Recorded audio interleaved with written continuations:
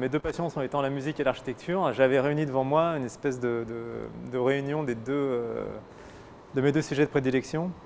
Je me suis demandé ce que ça faisait là, parce que c'est pas vraiment une œuvre d'art en fait. Et là, c'est un musée donc, dans lequel on montre des tableaux et des sculptures. Cette maquette a provoqué en moi plein de questionnements. J'ai commencé par m'y perdre. Comme on voit, ça résume à peu près une belle métaphore de ce que peut être une œuvre artistique. On voit bien dans le nombre de tableaux qui sont ici que l'opéra a été un peu la source d'inspiration de par ce qui s'y passait, de ce qu'il représentait dans la société parisienne de l'époque. On met en relation l'architecture du 19e avec la peinture du 19e dans un bâtiment de cette époque-là aussi. À l'époque, les gens qui venaient à l'opéra commandaient aux peintres des tableaux ou achetaient des tableaux dans les galeristes pour mettre chez eux. Et aujourd'hui, en fait, on est dans un musée qui est en fait un peu l'opéra, je dirais, des œuvres en fait, puisque ici, quand vous créez une œuvre, quand vous êtes musicien, compositeur, vous créez une œuvre que vous représentez, que vous jouez, que vous interprétez ici, et là, il y a tout le public, et l'un ne peut pas exister sans l'autre, alors qu'à l'époque, les tableaux étaient pas destinés à un public de masse comme ça. Les tableaux étaient chez les collectionneurs privés. Et aujourd'hui, on se retrouve dans la situation inverse, c'est-à-dire que le musée d'Orsay, par exemple, est un peu l'opéra des tableaux, c'est-à-dire que les gens viennent du monde entier. Enfin, les deux arts se sont rejoints, c'est-à-dire que la peinture est devenue, comme la musique, une œuvre de représentation qui a besoin d'un public et qui a besoin d'un pouvoir pour exister, parce que là, c'est l'empereur qui a commandité ça, et puis Orsay, c'est Mitterrand qui a commandité le bâtiment. À l'époque de l'urbanisme du baron Haussmann, moi j'ai jamais très bien compris si l'opéra, on a fait un opéra pour faire des avenues ou si c'était l'avenue qui a été créée pour pouvoir aller à l'opéra. Et ce que je trouve beau dans le fait d'avoir exposé cette maquette, c'est qu'enfin on met à l'honneur le bâtiment en tant que tel, dans sa fonctionnalité et dans sa raison d'être. Si c'est mal construit, tout s'écroule, on ne peut pas jouer avec ça, alors que les autres arts sont beaucoup plus libres. On peut faire n'importe quoi sur une toile, ça ne va pas mettre en danger la vie des gens qui la regardent.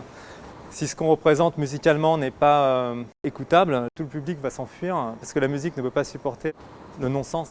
Bon, déjà en musique, on fait des maquettes comme en architecture. On fait une maquette en architecture pour projeter le bâtiment tel qu'il sera conçu en définitive, et on fait une maquette en musique de la même manière, avant d'utiliser les vrais instruments. La musique n'était qu'une pensée de l'esprit, c'est-à-dire que c'était des feuilles de papier avec des lignes et des points dessinés sur les lignes. Et donc l'œuvre n'existait pas, elle était juste une vue de l'esprit du créateur. Tant qu'elle n'était pas représentée sur cette scène, l'œuvre était juste un concept. Alors qu'à l'époque, les peintres produisaient quelque chose de physique. Ils avaient une toile, des tubes de peinture, et on pouvait se saisir de l'œuvre et l'avoir entre les mains, quelqu'un pouvait l'acheter. Ce qui s'est passé au XXe siècle, c'est que les musiciens sont devenus des artistes au même titre que les plasticiens et les peintres, c'est-à-dire qu'on a commencé à produire physiquement une œuvre. Ça a permis malheureusement d'abaisser le niveau des musiciens, puisque on pouvait, en fabriquant un disque, enjamber la partition. Nous n'avions plus besoin de savoir écrire la musique, de savoir lire la musique. Et on a commencé physiquement avec des sons, des timbres, des mélodies, à construire, à enregistrer quelque chose. Mon père était architecte et ensuite j'ai fait des études d'architecture, donc j'ai toujours pensé la musique d'une manière architecturée. Quand j'ai commencé à enregistrer mes morceaux, j'avais une notion de spatialité et que je n'aurais jamais pu avoir avec un crayon et une partition. Tout le vocabulaire que j'ai appris en école d'architecture, tout le vocabulaire qui sert à construire un bâtiment, les fondations, l'espace entre les murs, le toit, tout ça, c'est des mots que j'utilise moi quand j'enregistre. Et surtout, le fait qu'un bâtiment doit pouvoir physiquement exister sans s'écrouler. Moi, en musique, je suis obsédé par la pondération des éléments. Je ne peux pas faire quelque chose d'asymétrique.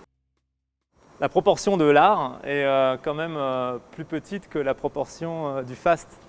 On voit bien la taille, avec la maquette, elle exprime bien ça. Il y a, ce que je disais tout à l'heure, il y a la technique.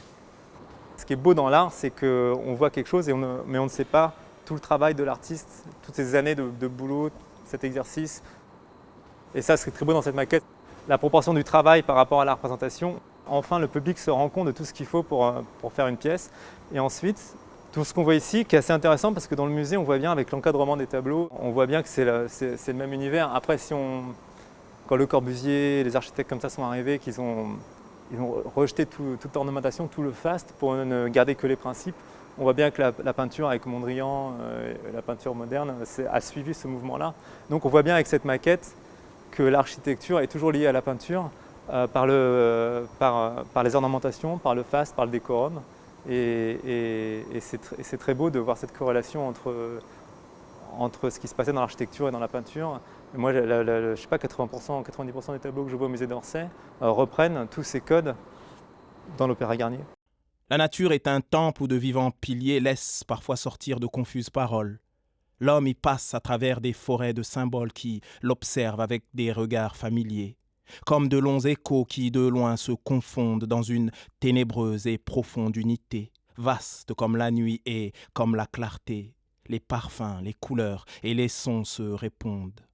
Il est des parfums frais comme des chairs d'enfants, doux comme les hautbois, verts comme les prairies, et d'autres, corrompus, riches et triomphants, ayant l'expansion des choses infinies, comme l'ambre, le musc, le benjoin et l'encens qui chantent les transports de l'esprit et des sens.